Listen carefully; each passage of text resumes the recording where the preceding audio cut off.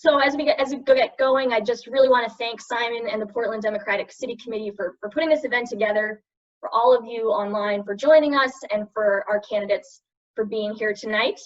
And with that, candidates, we're going to get going with opening statements. I'm going to go head over to Charles. Good evening. Hi, thank you, Katie. Thank you, Simon. Thank you to the Portland Democrats, and of course, Barb and Mike for being here. And I want to thank everyone who's tuning in right now, here on Zoom or on Facebook Live.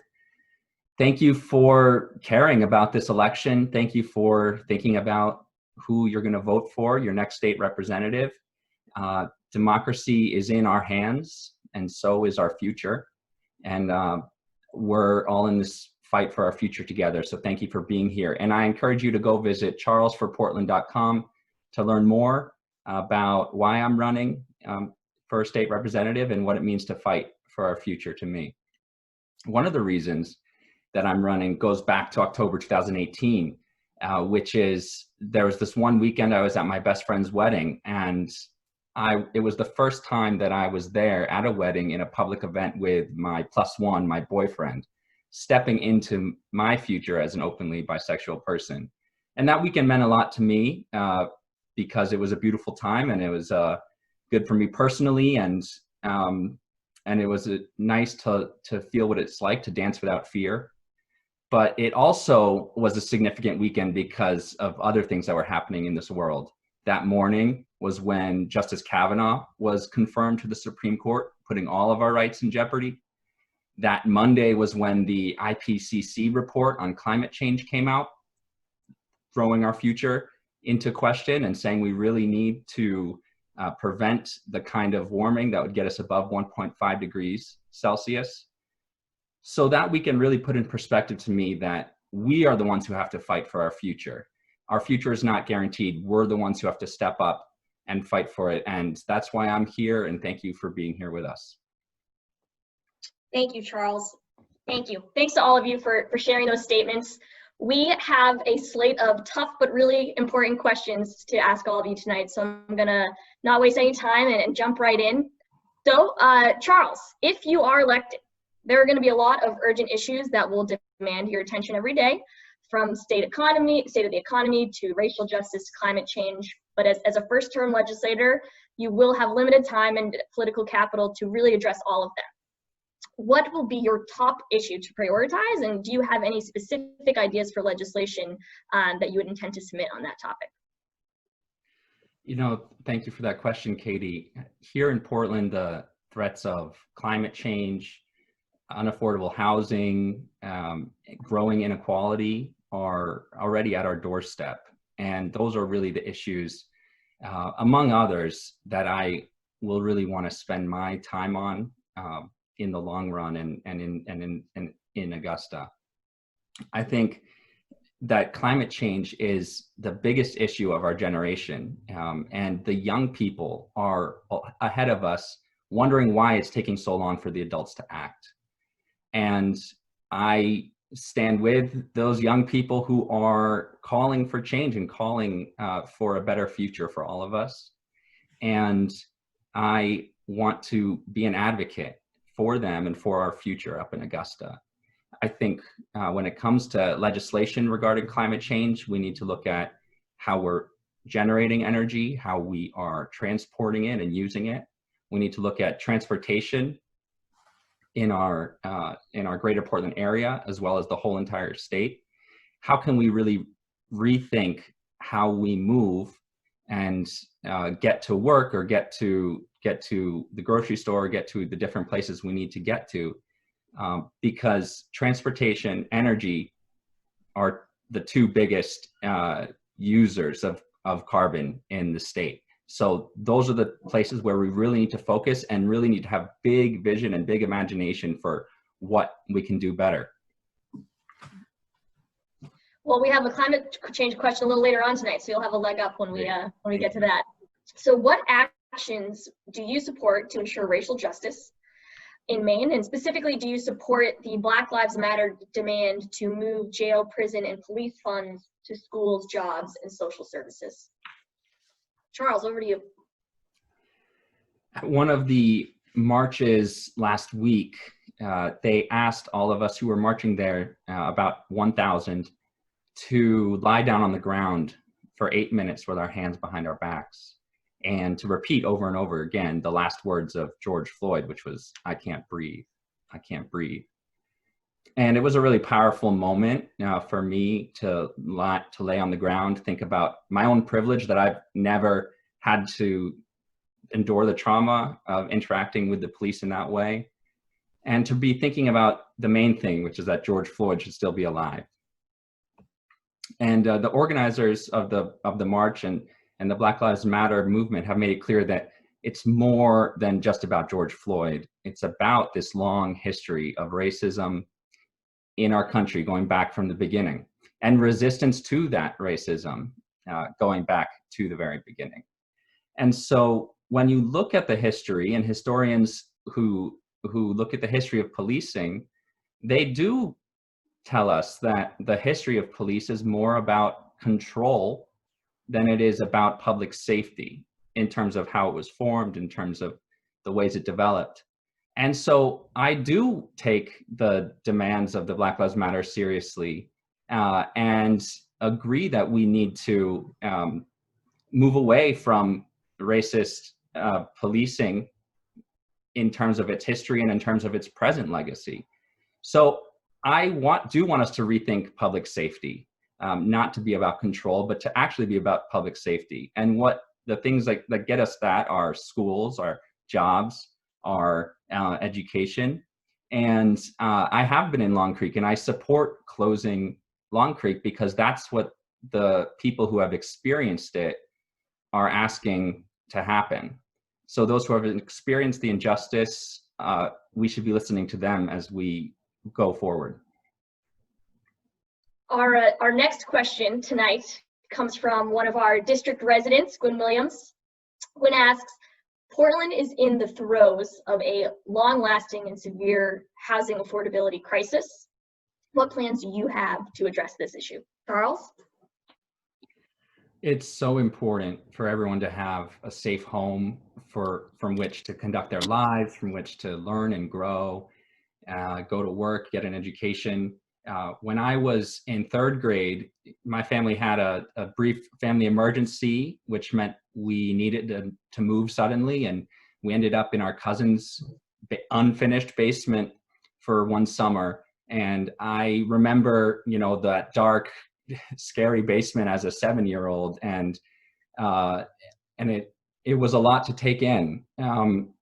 But a month or so after we moved there, an apartment next door opened up, and it was small.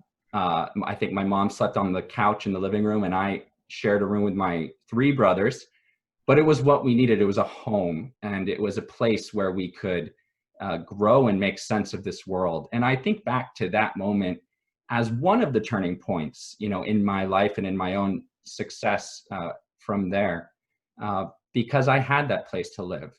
So I think every family here in Portland, every 7-year-old really deserves a place to call home and to be safe.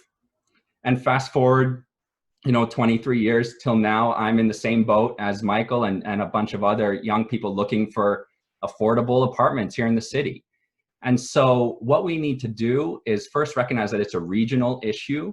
Portland's the epicenter of it, but we need to work with the entire greater Portland area to change some housing and zoning codes to allow for apartments and affordable housing. And that's the type of advocacy that I'm going to bring, not just voting on something in the legislature, but going the extra mile to be building relationships and advocating solutions that are really going to take all of us to solve. Our next question focuses on the budget.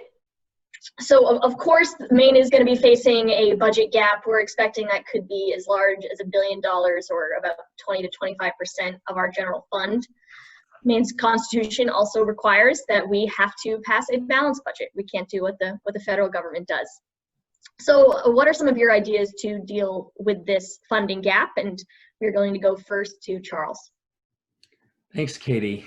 The best way, the easiest way we can increase our revenue in the state without doing anything else is by attracting more workers, more people, young people like myself who move back to Maine, move back home and be part of the economy here and be part of building our future here.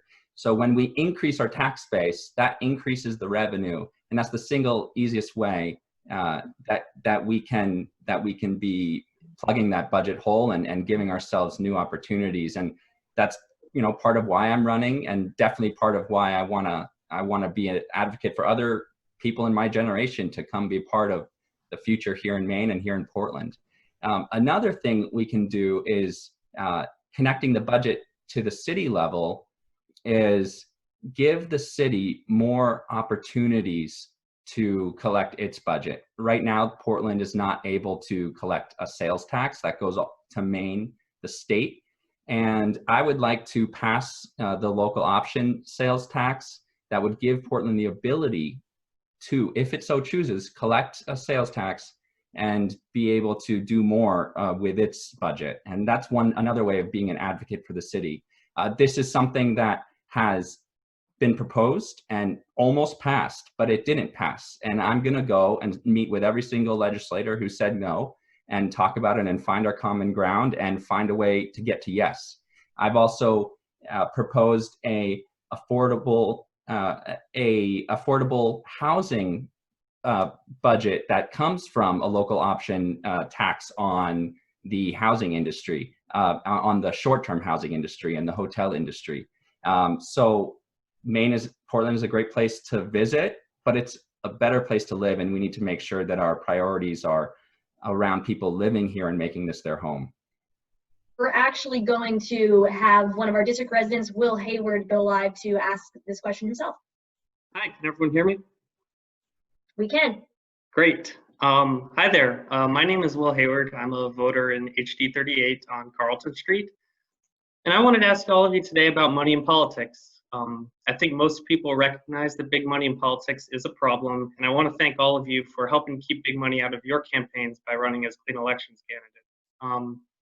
My question is, beyond this step, how will you work to help keep big money out of politics? And would you support a ban on corporate contributions to political campaigns in Maine, similar to ones in 22 other states?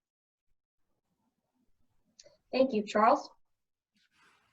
Thanks so much for that question and for caring about our democracy. We really need to move towards one person, one vote. That's what our democracy is all about. That's why we're running for state representative, because we believe in the democratic power of people to choose their own elected representatives.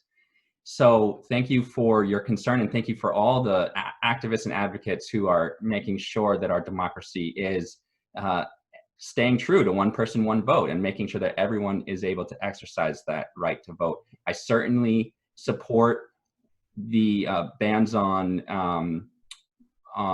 corporate funding of elections. I am running as a clean election candidate.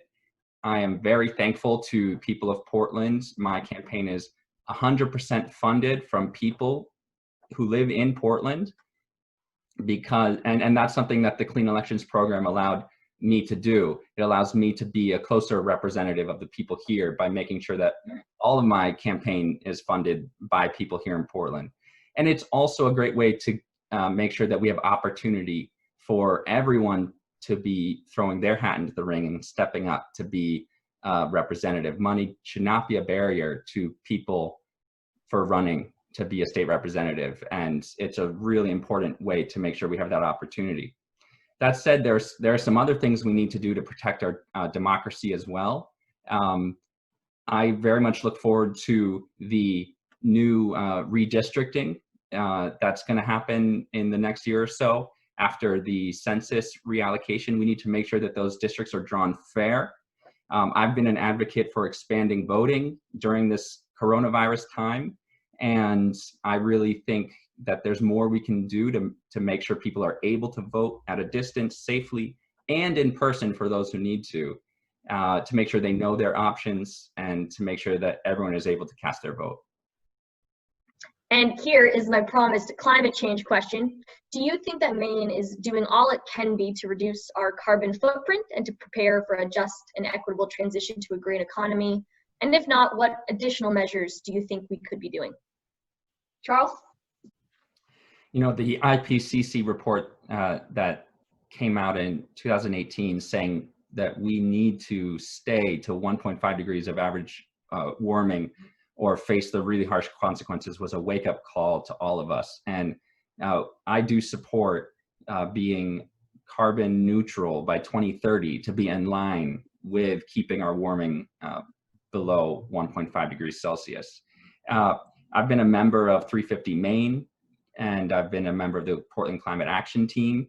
And I want to make sure that those voices and the voices of the young people advocating for our future are really heard in the State House. As we all know, Portland is susceptible to climate change in many ways. You know, we have property along the coast and the rest of coastal Maine that's susceptible to damages. We have the rising temperature in the water is really hurting our fishing industries and lobstering industries in different ways. So we have a long road ahead, and we need to take some dramatic action. I had Lyme's disease 2 years ago. Thankfully, I caught it quick enough before it turned into anything too bad.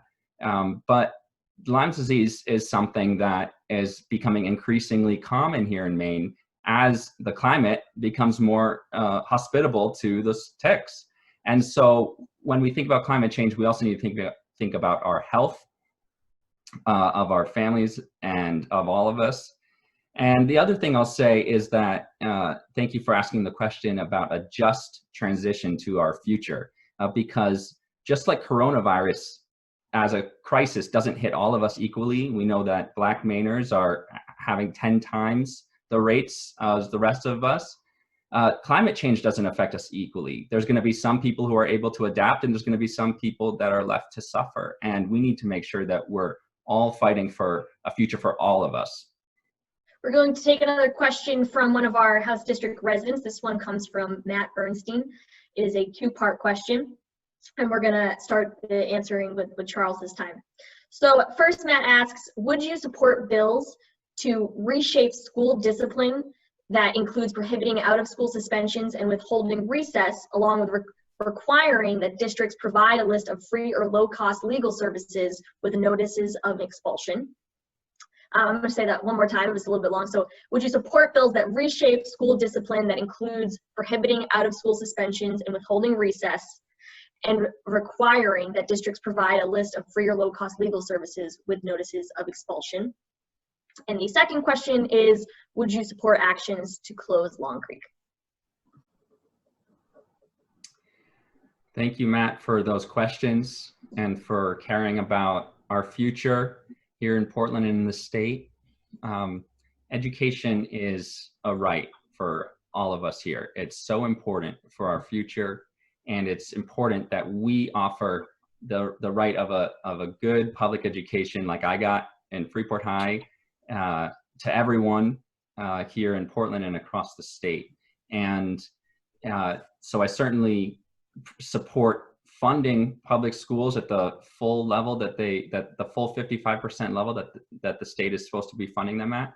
But more specifically to your question about punishment in schools, I agree with the proposals that you put forward to ban out-of-school suspension, to ban other types of punishment, and to make sure that any expulsion does have a legal resource connected to it.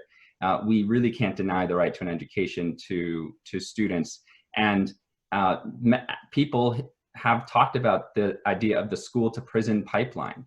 And so that starts with discipline and suspension in schools. And we need our generation and our schools to be places of learning and growth, and not places of control. Regarding Long Creek, I do support closing Long Creek. I've met with some of the activists who are advocating that we close Long Creek and reinvest that money, those millions of dollars that we spend every year to house our young people in Long Creek, that instead we spend that money on education, on programs, on the uplift of all of our young people, and in alternatives to incarceration. We know that people who end up in Long Creek, it's not just because they've done something bad. I'm not as likely to end up there as other Mainers are, and as particular Mainers of color. And so it's an equality issue, and we need to close it. We're going to do one more question for me, and then we're going to actually open it up to some live. And just for those of you listening at home, listening and watching at home, no, we are planning to go until about 7:30 today, so we still have some good content ahead of us. So the final, advanced question is: the percentage of Maine's population that is uninsured has declined in recent years due to Maine implementing Medicaid expansion. But at 8%, we are still higher than some of our neighbors. New Hampshire, Vermont, and Massachusetts are all between about 3 and 5%. So if elected, what specific policies or initiatives would you support so that more Mainers can be insured? Charles? Healthcare is so important for people in the state. And I think the Medicaid expansion is a good example of the fact that this issue it overlaps between what the federal government does, what the state government does, what the city government does. We were able to have the Medicaid expansion because of Obamacare, but then also we weren't able to have it until we had Janet Mills and Democrats in Augusta. So part of what the specifics of we need to do depend on what gets done at the federal legislation and what we can advocate for in terms of expanding universal health care at the federal level. But the goal of everyone having health care to their full need at a cost to them and to society that we can afford is very, very important. And the coronavirus pandemic has really shown the importance of healthcare for every single one of us, because your health depends on my health, and my health depends on your health. And so I think we're really seeing that, and we're really needing to continue on that mindset and not rest until we really have adequate full health care for every single Mainer. Thank you. And okay, so now we're going to transition into our live portion. We're getting a lot of questions coming in through anonymous users, so I will read them to you on their behalf. And again, if you have listening out there and you have a question, type it in the chat box. If we don't get it to you today, don't get an answer today, we'll get you an answer after. So we are going to start out with a question from a public school teacher who says, "It is hard for me to imagine a more unprecedented challenge for our schools as the ongoing COVID-19 pandemic. How will you work to be a strong ally for public education in our state, particularly when many schools are in dire need of support and their role in our community is in a state of change?" We're going to head over to Charles. I am here because of the influence of public school teachers in my own life. I graduated from Freeport High School in 2007. It was a tremendous school and a tremendous opportunity for me to grow and learn about this world in an environment of safety, and to be propelled onward, to college, to jobs afterwards.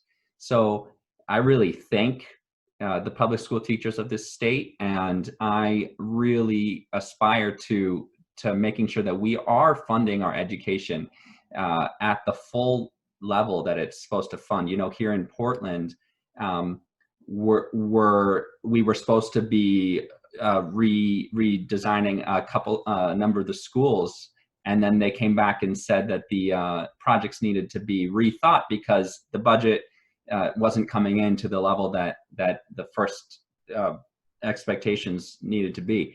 And so we have to deal with that here in Portland. But if we had more money coming from the state for schools, then we would be able to do more and solve some of those problems here in Portland. So I am committed to getting us to the 55% that Maine is supposed to be funding its schools anyways. I think we're at 51 or 52% right now. So we're going to get there. regarding COVID, I want to say that, you know, kudos to the Portland Public Schools for really being innovative with a difficult situation. And one thing I know they did was that they gave internet supplies to every student and family who didn't have internet at their home. So that was really important. But it also shows the importance of internet for our education and our economy, that every single Mainer needs to have internet, and they need to have fair options when it comes to who they can choose for their internet. Thank you. And we are going to take one more question before we move over to closing statements. So this one comes from Kurt Sachs. Kurt asks about our aging population in Maine and reminds us that, you know, Maine has the largest aging population in the country. And Kurt, I'm going to editorialize your question a bit and ask our candidates to share what you believe are the policies that would most support and impact our aging population. And first we will head over to Charles. Maine does have an aging population, and there's a lot, you know, that we need to do to make sure that people can enjoy the years, all the years of their life. I have aging relatives here in Maine, and you know, it's really important that we think about all options in terms of making sure they're doing well. I'm specifically thinking about coronavirus, and we had the reports of the living facilities being hit really hard by the coronavirus. So we need to be thinking about our the healthcare and the facilities, and making sure that the pandemic and other pandemics aren't going to be taking away our relatives and us, those of us who are living there here in Portland and around the state. Another thing when it comes to affordable housing is people's ability to age in place. And I know that the state this last year has done a good job at moving forward a bit in terms of some property tax relief. I think we could continue to see that. And I also think that we need to see more young people be part of this state. I mean, we need to care for everyone in the state, and we also need to make sure that we are having more and more people coming here to work as more and more people kind of retire and graduate out of the workforce. So if we're attracting more people to work here, then we're able to better care for our seniors and for everyone here in the state. So that wraps up the question portion of the evening. And in the last 10 minutes here, I am going to give each candidate an opportunity to provide a closing statement. We're going to continue in this rotation that we've been going in. Charles? Thank you, everyone, for tuning in tonight, for asking questions, for paying attention to this election, which is on July 14, although you can go pick up an absentee ballot and vote through the mail that way. You can go to voteinmaine.com or charlesforportland.com/vote. Again, thank you all for being here. And I just want to say that I believe we still have time to fight for our future. We have a window of opportunity to really come together and tackle the big challenges that we're facing. But it's going to take us stepping into that window of opportunity. When Janet Mills got elected, she put up a sign on the road that says, "Welcome home." And I saw that and said, okay, I'm going to come home and I'm going to come join the fight for our future here in Maine. And that's what I did. And for me, home means that we're all able to participate in building our future. It means that new residents, longtime residents don't have to be pushed out. It means that new Mainers can call this home and don't have to be uprooted yet again. And it certainly means that we need to do a better job of making sure this feels like home for every single Mainer and every single person living in Portland. So thank you for doing your part to make this home for all of us and for fighting for our future. And I hope you'll join me in becoming the next state representative for District 38.